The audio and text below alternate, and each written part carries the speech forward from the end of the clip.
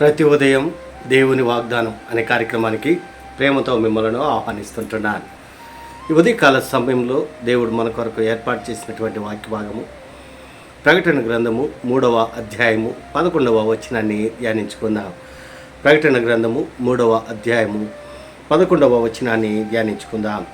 నేను త్వరగా వచ్చుచున్నాను, ఎవడను నీ కిరీటమును సంహరింపకుండా ఉండునట్లు నీకు కలిగిన దానిని గట్టిగా పట్టుకొనుము.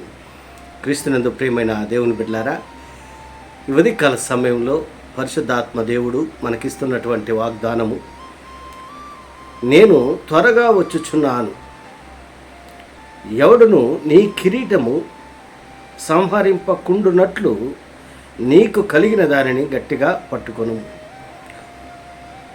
మరి పరిశుద్ధుడైనటువంటి యోహోను ఈ యొక్క గ్రంథాన్ని రచిస్తూ ఈ యొక్క మాటలను మాట్లాడుతూ ఉంటున్నాడు. పరిశుద్ధాత్మ దేవుడు ఈ ఉదయకాల సమయంలో నీతోనూ నాతోనూ మాట్లాడుతూ ఉంటున్నాడు. నేను త్వరగా వచ్చుచున్నాను. ఇది చాలా ప్రాముఖ్యమైనటువంటి మాటగా మనం చూస్తూ ఉంటున్నాం. ఎందుకనగా రెండవ రాకడ గురించి యేసుక్రీస్తు పరిశుద్ధుడైనటువంటి యోహోను, తన శిష్యుడైనటువంటి యోహోను, తన భక్తుడైనటువంటి యోహోనుతో దేవుడు ఈ యొక్క మాటలను మాట్లాడుతూ ఉంటున్నాడు. ఆయన త్వరగా వస్తూ ఉంటున్నాడు. ఆయన రాకడ ఏ సమయమో మనకు తెలియదు. అనగా సిద్ధపడి ఉండటము అనేది ఈ మాటల్లో అంతరార్థాన్ని మనము అర్థం చేసుకోగలం.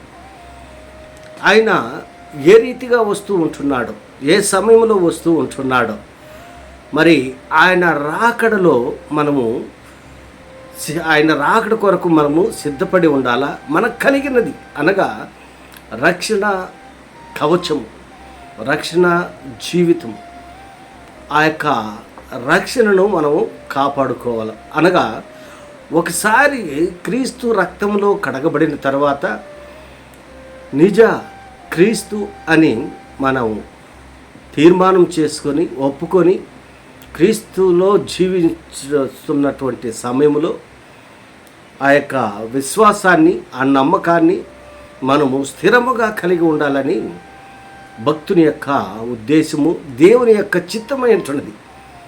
మరి ఆయన రాకడ గురించి అనేక సందర్భాల్లో అనేక విధాలుగా మరి మన వాక్యంలో మనం చూస్తూ ఉంటున్నాం. ఆయన రాకడలో ఏ రీతిగా ఉంటుందంటే దొంగ వలె ఆయన వస్తూ ఉంటున్నాడు. అదే రీతిగా పెండ్లి కుమారుని వలె ఆయన వస్తూ ఉంటున్నాడు. ఆయన రాకడ సమయంలో జరిగేటువంటి కార్యాలను మనం చూస్తూ ఉంటున్నాం. సిద్ధముగా ఉండుట. మరి ఏ రీతిగా అయితే బుద్ధి కలిగినటువంటి కన్యకలు, బుద్ధి కలిగినటువంటి ఆ స్త్రీలు ఆ పెళ్లి కుమారుని కొరకు ఎదురు చూస్తూ ఉంటున్నారో మనం మత్తయి సువార్తలో మనం చూడగలం. బుద్ధి లేనటువంటి వారు నిద్రపోయారు, బుద్ధి కలిగినటువంటి వారు ఆ పెళ్లి కుమారుని కొరకు ఎదురు చూస్తూ ఉంటున్నారు. క్రీస్తునందు ప్రియమైన దేవుని బిడ్డలారా, మరి అదే రీతిగా దొంగ ఏ సమయంలో వస్తుండో మనకు తెలియదు. ఆయన వేకుజామున వస్తాడో దొంగ, మరి మధ్యరాత్రిలో వస్తాడో, మరి ఏ సమయంలో వస్తాడో మనకు తెలియదు. కానీ మనం మెలకువగా కలిగి ఉండాలి. మరి ఆ రీతిగా క్రీస్తు యొక్క రాకడ ఉంటుందని మరి దేవుని యొక్క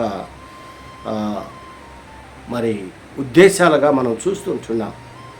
10వ వచనంలో మనం గమనించినట్లయితే, నీవు నా ఓర్పు విషయమైన వాక్యమును గైకొంటివి గనుక భూనివాసులను శోధించుటకు లోకమంతటి మీదకి రావో శోధన కాలంలో నేను నిన్ను కాపాడేదను.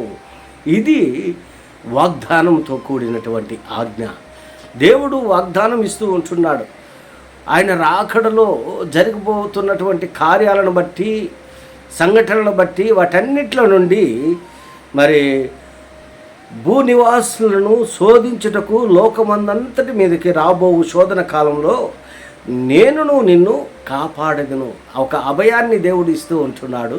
మనకు కలిగినటువంటి ఈ యొక్క విశ్వాసాన్ని నమ్మకముగా మనం నిలబెట్టుకునేటువంటి వారిగా ఉండాలి. అప్పుడు ఆ శోధనలో ప్రవేశింపకుండా, ఆ లోకంలో మరి విస్తరిస్తున్నటువంటి ఆ యొక్క శ్రమల్లో నుండి మనల్ని విడిపించేదానికి నడిపించేదానికి దేవుడు మన పక్షమున మన తోడుగా ఉంటున్నాడు. క్రీస్తునందు ప్రేమైన దేవుని బిడ్డలారా, మరి ఈ ఉదయకాల సమయంలో ఈ మాటలు వింటున్నటువంటి నీవు నేను, దేవుడు మనకు అనుగ్రహించినటువంటి ఈ రక్షణ అనుభవాన్ని, ఈ కవచాన్ని, ఈ రక్షణ కవచాన్ని మనం గట్టిగా, నమ్మకముగా, స్థిరముగా కనిపెట్టుకొని కాపాడుకుంటూ ముందుకు కొనసాగాలని కొద్ది మాటల ద్వారా నేను హెచ్చరిక చేస్తున్నాను. దేవుడి యొక్క మాటలను మరెక్కువగా మీకును మీ కుటుంబాలకును ఆశీర్వాదకరంగా దేవుడు మార్చిన గాక.